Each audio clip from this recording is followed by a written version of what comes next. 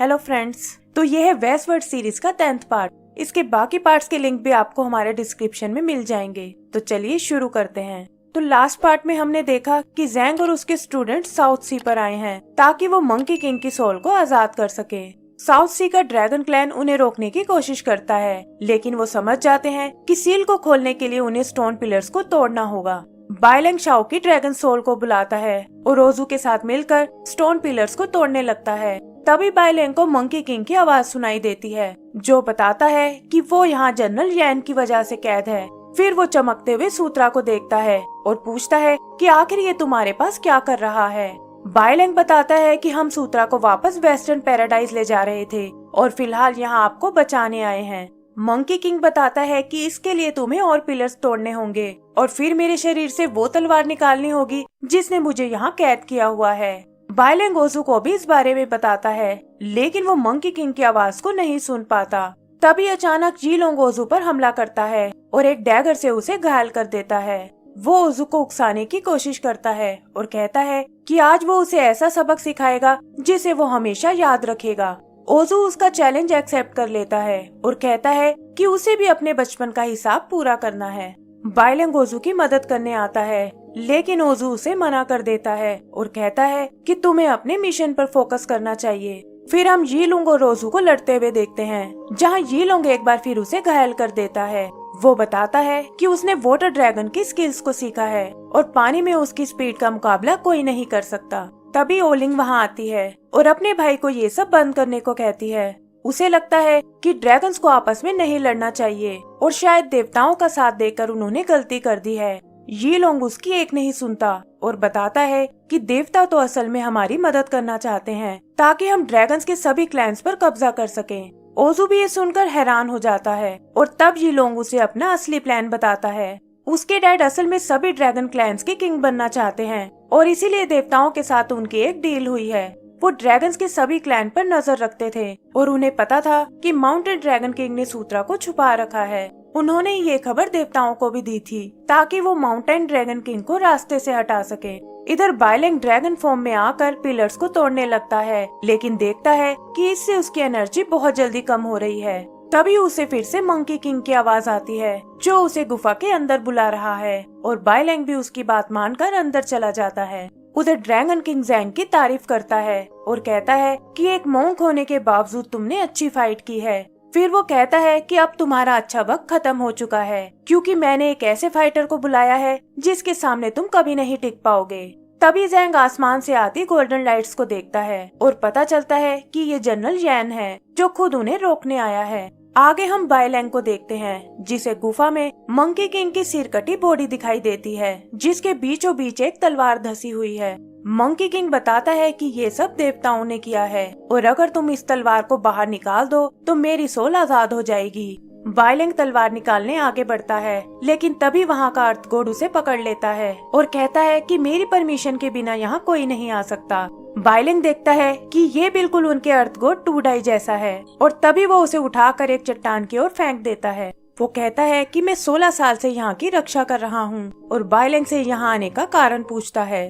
बाइलैंग उसे बताता है कि वो मंकी किंग को आजाद करना चाहता है और ये सुनकर अर्थ गॉड हंसने लगता है। वो बताता है कि ड्रैगन ने उसे यहाँ की रक्षा करने के लिए अच्छी कीमत दी है और अगर मंकी किंग छूट गया तो उसका नुकसान हो जाएगा। फिर वो पूछता है कि तुम इसके बदले मुझे क्या दे सकते हो, लेकिन बाइलैंग कहता है कि फिलहाल मेरे पास देने के लिए कुछ नहीं है और ये सुनकर अर्थ गॉड को गुस्सा आ जाता है।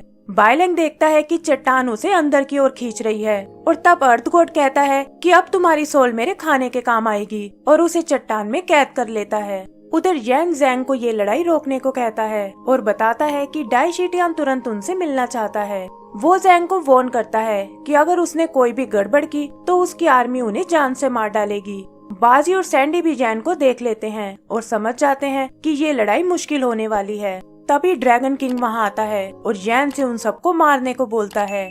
यैन उससे सूत्रा के बारे में पूछता है और किंग कहता है कि वो भी जल्दी ही आपके हाथ लग जाएगा। ज़ैंग भी ड्रैगन को देवताओं के साथ देखकर हैरान होता है और तब किंग उसे अपने असली प्लान के बारे में बताता है और कहता है कि डाई शीटियान को सूत्रा देकर मैं इस दोस्ती को और गहरा कर सकता हूँ। ये सुनकर जैंग हंसने लगता है और कहता है कि ड्रैगन्स के नाम पर धब्बा ओजू नहीं बल्कि तुम लोग हो। ड्रैगन किंग को इससे कोई फर्क नहीं पड़ता और वो कहता है कि तुम्हारे मरते ही मेरी सारी प्रॉब्लम्स खत्म हो जाएंगी। येन भी टाइम वेस्ट ना करते हुए जैंग को 2 ऑप्शन देता है कि या तो वो आराम से उनकी बात मान ले, वरना येन उसका सिर काटकर हेवन में ले जाएगा।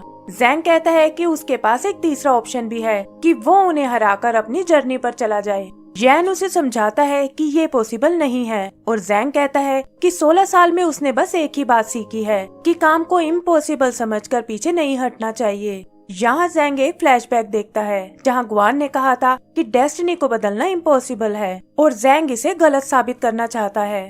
वो येन को कहता है कि आज वो इसे बदल कर रहेगा और मंकी किंग और सूत्रा दोनों को अपने साथ ले जाएगा। फिर वो येन को चैलेंज करता है और बाजी और सैंडी भी उसका साथ देने को तैयार हो जाते हैं। येन भी उसका चैलेंज एक्सेप्ट कर लेता है और उसके पहले ही वार से जैंग बुरी तरह घायल हो जाता है। फिर येन अपना अगला वार करता है, लेकिन तभी सैंडी बीच में आ जाता है। जैंग भी मौका देखकर उस पर अटैक करता है और येन अपना बैलेंस खोकर दूर जा गिरता है। बाजी भी उनका साथ देने आता है और वो तीनों उसका सामना करने को तैयार हो जाते हैं। येन कहता है कि अब तुम्हारा आखिरी वक्त आ गया है और अपनी आर्मी को उन पर अटैक करने को बोलता है। बाजी और सैंडी उनका मुकाबला करने लगते हैं और जैंग प्रे करता है कि ओजू और बाइलेंग अपना काम जल्दी पूरा कर ले।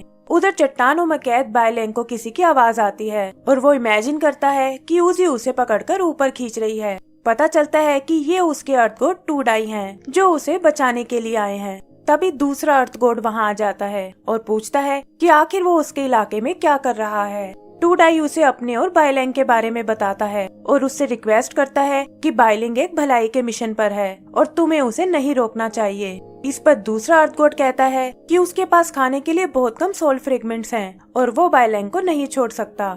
तब टू डाई उससे वादा करता है कि अगर वो बाइलेंग को जाने दे तो टू डाई उसे अपनी सोल फ्रेगमेंट दे देगा। दूसरा अर्थ गॉड ये सुनकर हैरान हो जाता है और पूछता है कि आखिर इस लड़के के लिए वो ऐसा क्यों कर रहा है। तब टू डाई बताता है कि उसे बाइलेंग पर पूरा भरोसा है और इससे वो किसी की जान बचा सकता है। फिर वो उसे बाहर अपना वेट करने को कहता है और दूसरा अर्थ गॉड वहाँ से चला जाता है। आगे हम ओजू को देखते हैं जो घायल होने के बावजूद गुफा की रक्षा कर रहा है। यीलोंग को भी पता है कि उनका अर्थ गॉड बहुत लालची है और उसे चिंता होने लगती है कि कहीं बाइलेंग उस तलवार को निकाल ना दे। वो ओलिंग को किसी तरह उसे रोकने को कहता है, लेकिन देखता है कि ओजू उन्हें ऐसा नहीं करने देगा। वो एक बार फिर डैगर से उस पर हमला करता है और कहता है कि जल्दी ही तुम अपने दोस्त शाओ के पास जाने वाले हो। ओलिंग अपने भाई को रोकने की कोशिश करती है, लेकिन ओजू उसके हर हमले से और अग्रेसिव होने लगता है। यहाँ एक फ्लैशबैक हमें ओजू और शाओ की दोस्ती के बारे में बताता है कि कैसे जब यीलोंग और बाकी ड्रैगन्स ओजू को तंग करते थे तब शाओ ही था जिसने उसकी मदद की थी। शाओ शुरू से ही ड्रैगन स्किल्स में बहुत माहिर था और इसी वजह से यीलोंग और बाकी ड्रैगन्स उससे बहुत डरते थे। ओजू भी पहले उसके साथ बिल्कुल कंफर्टेबल नहीं था, लेकिन धीरे धीरे उन दोनों में दोस्ती हो गई। शाओ कहता था कि तुम्हारे अंदर टैलेंट की नहीं बल्कि कॉन्फिडेंस की कमी है और तुम भी मेरे जैसे बन सकते हो। उसने ओजू का डर दूर करके उसे अपनी पावर्स पर भरोसा करना सिखाया और जल्दी ही ओजू पहले से ज्यादा कॉन्फिडेंट बन गया। ये सोचकर ओजू अपनी इलेक्ट्रिक पावर एक्टिवेट करता है और उसके करंट से यीलोंग फ्रीज हो जाता है।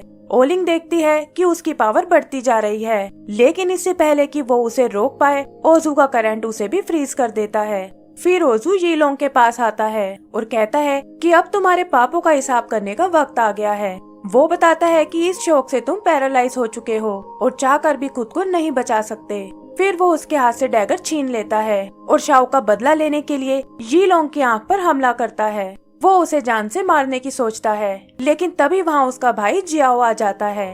वो कहता है कि तुम बिल्कुल नहीं बदले और अपने एक ही वार से उसे बेहोश कर देता है। आगे हम जैंग और उसके साथियों को देखते हैं जो येन की आर्मी से लड़ रहे हैं। तभी यांग फिर जैंग के सामने आता है और वो सोच में पड़ जाता है कि आखिर ये इतना ताकतवर कैसे है। यहाँ हमें येन के पास्ट के बारे में बताया जाता है कि वो शुरू से ही एक खतरनाक योद्धा था। फिर एक दिन डाई शीटियानु ने एक मिशन पर भेजता है जिसमें उसका दोस्त युआन भी उसके साथ है। लड़ाई में युआन मारा जाता है और ये देखकर येन को बहुत दुख होता है। वो कसम खाता है कि अब चाहे कुछ भी हो जाए वो हेवन के दुश्मनों को नहीं छोड़ेगा और इसीलिए पिछले 300 सालों से उसकी रक्षा कर रहा है। फिर वो जैंग पर काफी सारे अटैक करता है और जैंग उससे बचता हुआ उसके पास जाने लगता है ताकि वो यान की कमजोरी का पता कर सके।